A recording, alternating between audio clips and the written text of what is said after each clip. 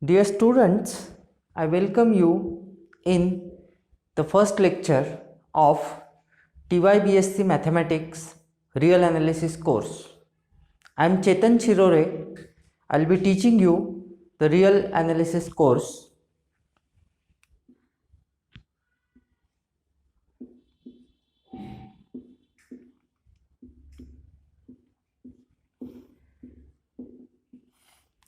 To begin this course,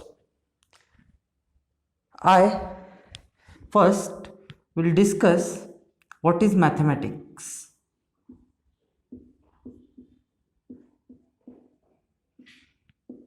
Mathematics is a study of sets with structures. Mathematics is study of sets with structures. There are three basic structures in mathematics. I mean pure mathematics. First structure is algebraic structure. Second structure is topological structure. Third structure is ordered structure. What forms foundation for mathematics is logic. Logic forms foundation for mathematics. Using logic, set theory is developed, and after set theory, number system is rigorously defined. Any typical course on foundation of mathematics will have these topics: logic, set theory, number theory. The rules of logic allow us to distinguish between valid and invalid statements. Logic plays very important role. It is language of mathematics. Let us see an example of how we can use logic. I want to prove that a set S is superset of phi. Set S is any set. In other words, I have to prove that every empty set is subset of any set.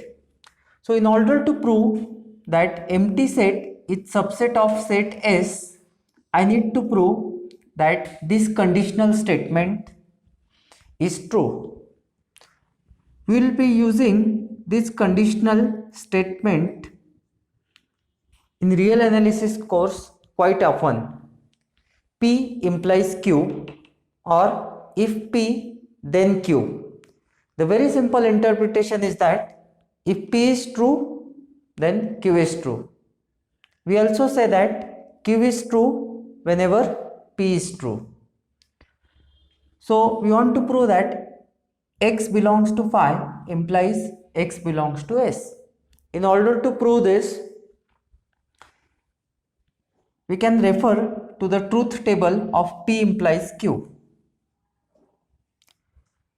So whenever P is false, P implies Q is true. Whatever may be the truth value of statement Q. So this is a statement of the type P implies Q. What about P? It is true or false. And what about Q? The truth value of Q. By the concept of empty set, it does not contain any element. So this statement is definitely false. So P is false. What about Q? Q may be true or false, as neither the element nor the set is specified. So there are two possibilities, Q may be true or false. But in either case, you can observe that statement P implies Q is true. This statement is true. What it means? It means that X belongs to phi implies X belongs to S. And this is equivalent to the statement that phi is subset of S. So see how we have used the rules of logic in order to prove that empty set is subset of every set. The second point that I would like to emphasize is the role of definitions in mathematics. There are many properties of definition which you may find in any book that discusses logic rigorously. So the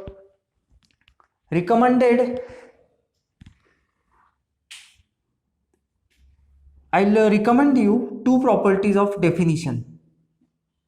First, every definition in mathematics is fundamental. Every definition in mathematics is fundamental. Secondly, every definition in mathematics is biconditional statement. It is if and only if type of statement. Given any definition, you can always write it in the form P if and only if Q. Let me give you a simple example of the second property. First, let us see this triangle, definition of equilateral triangle. Triangle ABC is equilateral if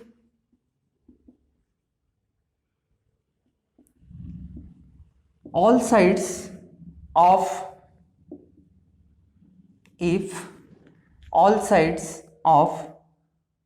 triangle ABC have equal length. All sides of triangle ABC have equal length. So the standard convention is that we use if. This if is actually if and only if. So you can say or replace this if by if and only if. It is two-way implication. If triangle ABC is equilateral, then all sides of triangle ABC will have equal length. And conversely, if all sides of triangle ABC have equal length, then triangle ABC will be equilateral. So it is both way implication. Triangle ABC is equilateral, all sides will have equal length. All sides have equal length, then triangle ABC is equilateral. So this definition we can put in the form P if and only if Q, where P is the statement triangle ABC is equilateral and Q is the statement all sides of triangle ABC have equal length. Remember, every definition in mathematics can be written in biconditional form, P if and only if Q. Now let me explain the first point. Every definition in mathematics is fundamental. What it means? Fundamental level means every argument will ultimately end to definition in mathematics. Better I can state that every argument in mathematics will begin with definition. We cannot go below this level. We have to accept definitions and then proceed. So whenever you have confusion for any concept in mathematics, you go back to the definition and check it. To illustrate this point further, let me give one more example.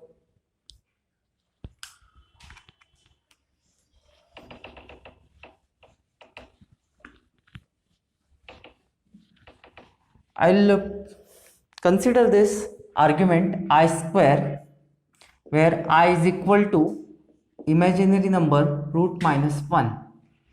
So it is I into I, square root of minus 1 into square root of minus 1.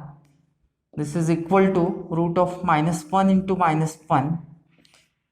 The reason is since root a into root b is equal to root ab, and this is equal to square root of 1, this is equal to 1.